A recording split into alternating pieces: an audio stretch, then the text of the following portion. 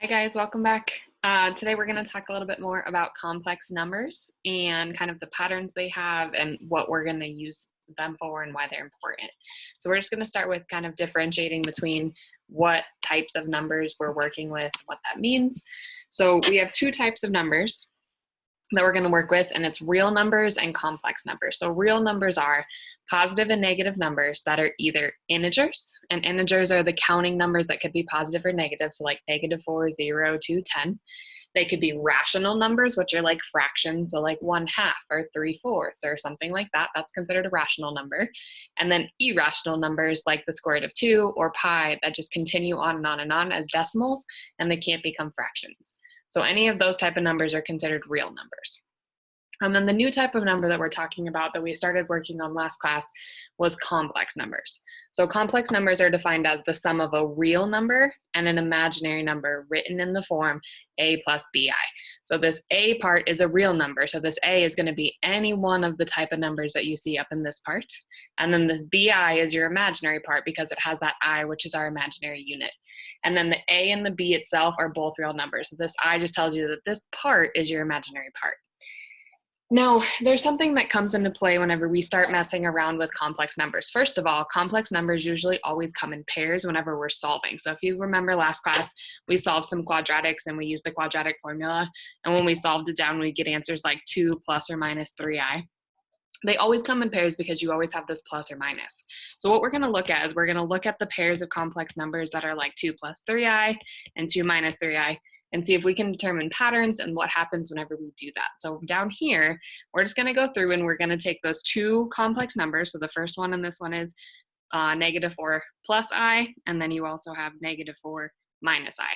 And we're going to find the sum and we're going to find the product. So sum, again, just means that we're going to add, and product means that we are going to multiply those together. And then ultimately, we're going to come to a conclusion about what this pattern is whenever we work with these two pairs and come up with a name from, and etc.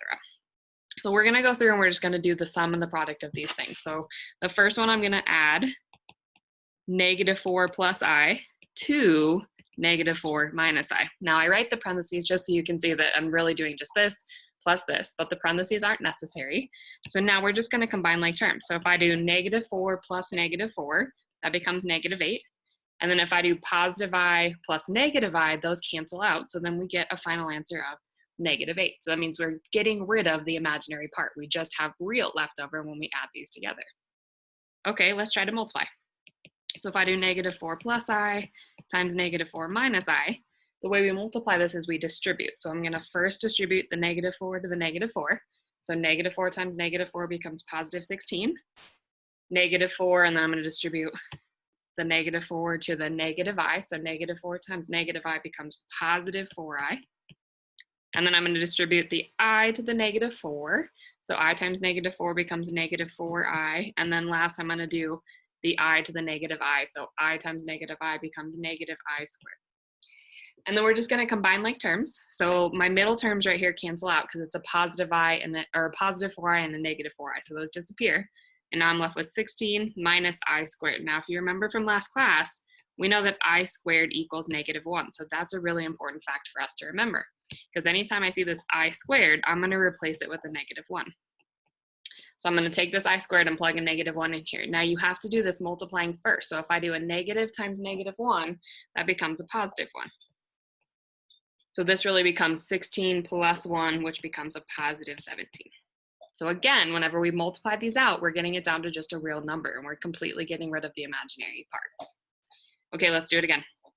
So add these two together. So 3 minus 5i plus 3 plus 5i. Don't need parentheses. We're just going to combine like terms. So 3 plus 3 becomes 6. And then -5i plus 5i disappears. So our final answer to this is just 6. Okay, then if we multiply, distribute again. So 3 times 3 becomes 9. 3 times 5i becomes 15i. -5i times 3 is -15i. And then -5i times positive 5i becomes -25i squared. Okay, then we start to simplify. Your middle terms again cancel out because you have a positive 15i and a -15i. Over here, I see I have an I squared, so I'm going to replace that with -1. So this becomes negative 25 times negative 1, which you're going to have to multiply together first. So this becomes a positive 25. And then we still have the 9 out front. So this really becomes 9 plus 25, which ends up being 34. So again, I got all of our imaginary parts to cancel out. Okay, this one gets really weird because you now have the square root of 3 in there, but it's going to be the same process. So if we take 1 plus I squared to 3 plus 1 minus I squared to 3. Notice they're similar. This is a positive I squared to 3. This is a negative I squared to 3. They both are square root of 3, so you can combine them because they're like terms. So these actually are going to end up canceling out because one's positive, one's negative, and then I just have 1 plus 1. So this is going to be 2. Okay, multiplying this is going to be a little weird. So we're going to do 1 plus I squared to 3 times 1 minus I squared to 3. So we're still going to distribute. So 1 times 1 becomes 1. 1 times negative I squared to 3 becomes negative I squared to 3. 1 times that becomes positive I squared to 3. And then this one we're going to do positive I times negative I becomes negative I squared. And then if I do square root of 3 times square root of 3, you're allowed to multiply the numbers on the inside. So that really becomes the square root of 9, which we know simplifies, but we're going to keep going here in a second. Okay, so now these middle terms, I have a positive I squared to 3 and a negative I squared to 3. So those middle ones are going to cancel. I still have the 1 out front. And then we're going to work on simplifying this part. So I know there's an I squared here, so I'm going to replace that I squared with a negative 1. I still leave the negative in front. And then I know the square root of 9 is 3, so this becomes a 3. So now I'm going to multiply negative times negative 1. This becomes positive 1 times 3 becomes a positive 3. So now we just add those together, and that becomes 4. Okay? All right, let's do one more. So if we add these together, 1 plus I plus 1 minus I, the i's are going to cancel, and then 1 plus 1 becomes 2. Then if we multiply, we're going to hope that these imaginaries cancel out again. So 1 times 1 is 1. I times negative I is negative I. This is positive I. And this is negative I squared. Okay, so middle terms cancel out because one's positive, one's negative, and they're identical. I can replace this I squared with a negative 1. So then if I do negative times negative 1, you got to do this multiplying first. This becomes positive 1. And then I still have the 1 in front. So 1 plus 1 becomes 2. So hopefully we're seeing a pattern that if we multiply these type of complex numbers together, we're always ending up with a real number. So there's no I left over. So it says, what complex number can you multiply 3 plus 2i by to get a real number? Well, we know that in these ones, they were the exact same thing. It's just that your imaginary part switched signs. So if I want to find something to multiply this by to get it to end up being a real number at the end, I know the numbers are going to stay the same. So it's still going to be a 3 and a 2i, but the sign in the middle is going to change. So instead of this being a positive, it's now going to become a negative. And so if I multiply that by that, I should end up with a real number. Okay. And then for this one, we can notice that these are really different. So this is negative 4 plus 5i, and this is negative 4 plus 3i. So this is a positive 5i and a positive 3i. They're not the same, and they also don't have opposite signs. So this is not going to have the same pattern as the other ones did. So let's multiply and see what we get here. So we're going to do negative 4 times negative 4 becomes 16. Negative 4 plus 3i becomes negative 12i. 5i minus 4 becomes negative 20i. And then this becomes 15i squared. Okay, so notice something weird happened. Your middle terms don't cancel out, so you're just gonna have to combine like terms. So these are my like terms because they're both I. So if I do negative 12 minus 20, this becomes negative 32i. I still have a 16 out front, and then I know this I squared I'm gonna replace with a negative 1. So we got plus 15 times negative 1. And then we do have to do this multiplying first. So 15 times negative 1 makes this a negative 15. And then we're allowed to combine like terms. So the only like terms are the positive 16 and the negative 15. So if I do 16 minus 15, that just becomes 1. And then I have minus 32i. So that stays a complex number. So it is really important that if you're trying to get your imaginary parts to cancel out, that you have the numbers be the same and that you have the signs be opposite. Okay, so let's generalize. It says, what complex number can you multiply? My dog is losing it over here. Sorry if you guys can hear her. What complex number can you multiply a plus bi by to get a real number? So we know your a and your bi have to stay the same. The only thing that changes is that imaginary part has to switch signs. So instead of being a positive, this has to be a negative. Now these two things have a specific name. So a plus bi and a minus bi are called something that is called conjugates. Okay, so if you have the same numbers in your complex numbers and one is positive and one is negative with the imaginary part, not the number in front, they're called conjugates. So this is the word we're going to use, and that becomes really important. Okay, so it says now find the conjugate of -5 plus 3i. So remember, the numbers stay the same. The only thing that changes is the sign in the middle. The sign with the imaginary part switches. So it was a positive, now this is going to be a negative. So that is the conjugate of this. Okay, so conjugates come really into play whenever we're dividing complex numbers. So I'm going to go through 2 examples of how this comes into play and why it's important. And okay, so when we do this, when we're dividing complex numbers, our whole goal is that we don't want to have an imaginary part in the denominator. So what this means is you are trying to eliminate the i's from the denominator. Now we just figured out a way above to get rid of all of the imaginary parts. So up here, we discovered that if I multiply a complex number by its conjugate, then I'm going to make all of my answers end up as real numbers instead of imaginary. So that's our goal here, is I'm trying to get the i's out of the bottom here. So we know what we're going to do is we're going to multiply the denominator by the conjugate. So this becomes 3 plus I. So you're keeping the numbers the same, it just becomes a plus. And the only thing is you also have to multiply your numerator by it. So I'm just going to multiply numerator and denominator by whatever the conjugate is of the denominator. Okay, so for both of these, you do have to distribute. So we're just going to take this step by step. So I'm going to start by doing the numerator. So I'm going to do 2 times 3 first. So 2 times 3 becomes 6. Then I'm going to do 2 times I, so that becomes plus 2i. And then I'm going to do I times 3, so this becomes 3i. And I'm going to do I times I becomes positive I squared. Okay, then we're going to do the same thing in the denominator, and then we're going to simplify. So 3 times 3 becomes 9. 3 times I becomes positive 3i. Negative I times 3 becomes negative 3i. And then negative I times I becomes negative I squared. Okay, now in your denominator, there's a couple things that you should see happen. You should see that these middle terms should be the exact same, but one is positive, one is negative, and that's going to get them to cancel out. And then over here, you should have this being an I squared because you know you can replace that with -1, and it's going to get rid of all of the i's in your denominator. So if you don't see that pattern right now, then you're going to go back and check your multiplying and make sure that you have the right numbers.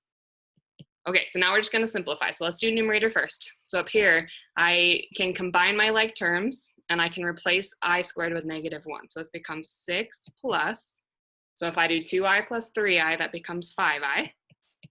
And then I'm going to replace this I squared with -1, so this becomes -1. Over, okay, now let's simplify the denominator. So in the denominator right here, these should have been the same, but one's positive and one is negative. So ultimately what that means is those cancel out. And then I'm left with a 9 in front. I keep that minus sign right here, and then I replace the I squared with a -1. Okay, and then we keep simplifying. So in my numerator, I can combine like terms. So I know my like terms are my 6 and my -1. So if I do 6 minus 1, that becomes 5 plus 5i over, and then in my denominator, remember we do this multiplying first. So this becomes 9 plus 1, which really becomes 10. Now at this point, we are going to break this so that it looks like an a plus bi complex number. So all that means is I'm going to break it where the plus sign is, and the 10 is going to go to the denominator of both of my fractions. So one of my fractions is going to be 5 divided by 10. So taking the first part of this fraction. So I get 5 divided by 10. Now the sign in the middle is a plus. So I'm going to put a plus. And then my other fraction is going to come from this 5i over the same denominator. So plus 5i over 10. So you're really just breaking apart this numerator into two fractions and the denominator staying the bottom for both. And then you do want to simplify this. So it is possible to simplify this because I know these are both divisible by 5. So if I divide both of these by 5, 5 divided by 5 becomes 1, 10 divided by 5 becomes 2. So 5/10 is the same thing as 1/2. And then I have another 5/10 here, so I know this is going to be a 1i over 2, or just I. So you don't necessarily need this 1 in front. You could write this second fraction as just I. And then that's going to be your final complex number now, or your final answer to this dividing. Now, notice there are no i's in your denominator, so that was the whole goal. And then this is going to be your final answer. Okay, let's do one more. All right, so first thing you identify is you identify what the conjugate of your denominator is. So remember, you keep the numbers the same, and you just switch the sign in the middle to be the opposite sign. So if this is a plus, this is a minus.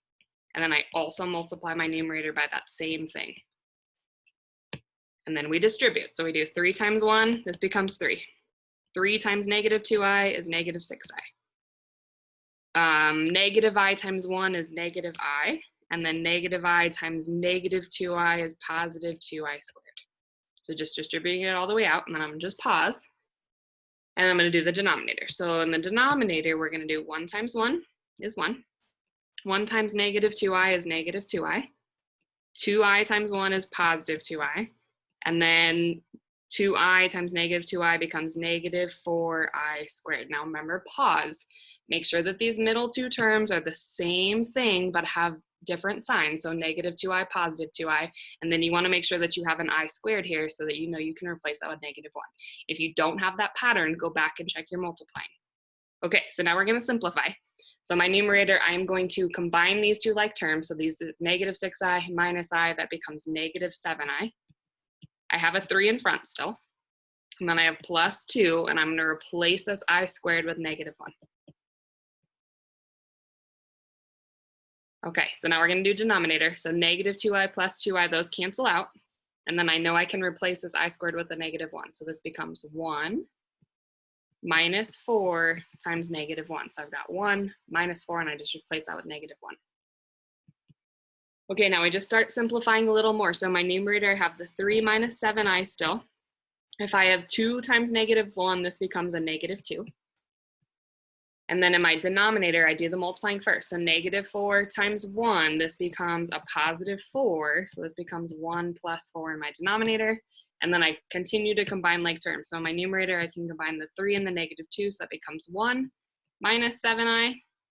And then 1 plus 4, this becomes 5. And then remember, we're going to break it apart. So we get this a plus bi as our final answer. So you take the first numbers and you create your first fraction. So 1/5. The sign in the middle is a minus, so this becomes a minus. And then you have 7i over 5. And then you are done because you have no i's in your denominator and you've written it in the a plus bi form. So this is going to be your final answer.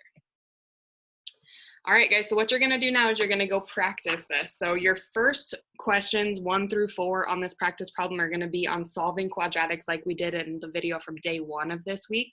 So you're going to want to use the quadratic formula or factoring or any way you know how to solve the quadratic. And then remember, it is okay to get imaginary units at this point to continue to start solving. And then questions 5 and 6 of your practice are going to be dividing complex numbers like we just went through right here. Okay, so make sure you guys are reaching out. If you need help with anything, please let me know. And I hope you guys are doing really well. Miss you guys.